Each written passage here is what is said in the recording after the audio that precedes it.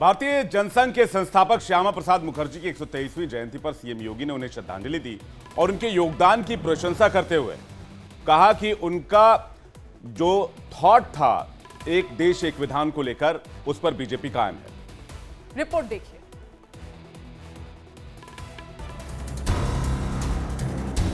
UP के मुखिया योगी आदित्यनाथ ने भारतीय जनसंघ के संस्थापक श्यामा प्रसाद मुखर्जी की 123वीं जयंती पर उन्हें श्रद्धांजलि दी। इस दौरान सीएम योगी ने कहा कि डॉक्टर श्यामा प्रसाद की तरफ से देश के लिए किए गए उनके योगदान को कभी भूला नहीं जा सकता है। डॉक्टर श्यामा प्रसाद मुखर्जी जी के भारत की एकात्मता और अखंडता के लिए किए गए बलिदान का देश सदैव स्मरण करेगा। भारत के प्रति उनकी जो सोच थी उसे आज देश के यशस्वी प्रधानमंत्री श्री नरेंद्र मोदी जी के नेतृत्व में प्रभावी ढंग से देश के अंदर लागू किया जा रहा है।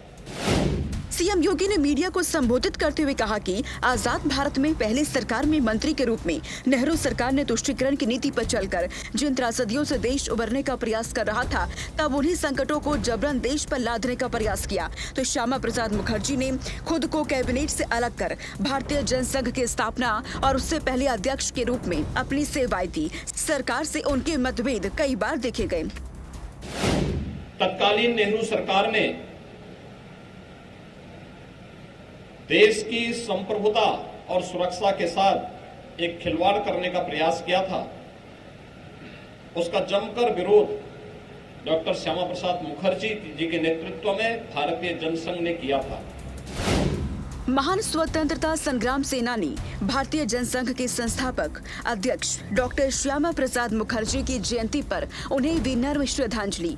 भारत के लिए उन्होंने जो संकल्प लिए थे वे सभी एक एक करके पूर्ण हो रहे हैं।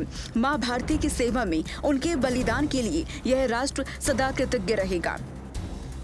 कार्यक्रम के दौरान सीएम योगी के साथ डिप्टी सीएम ब्रजेश पाठक के अलावा सरकार के कई मंत्री और बीजेपी नेता मौजूद रहे। आपको बता दें कि साल 1901 में कलकत्ता में पैदा हुए मुखर्जी स्वतंत्र भारत के लिए वाणिज्य और उद्योग मंत्री थे। उन्होंने जम्मू कश्मीर को विशेष दर्जा देने वाले संविधान के अनुच्छेद 370 के खिलाफ देशव्यापी अभियान चलाया था।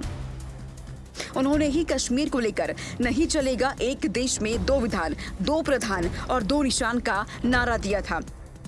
लगातार दूसरी बार केंद्र में सत्ता में आने के बाद मोदी सरकार ने अनुच्छेद 370 को खत्म कर दिया। Bureau report, India daily live.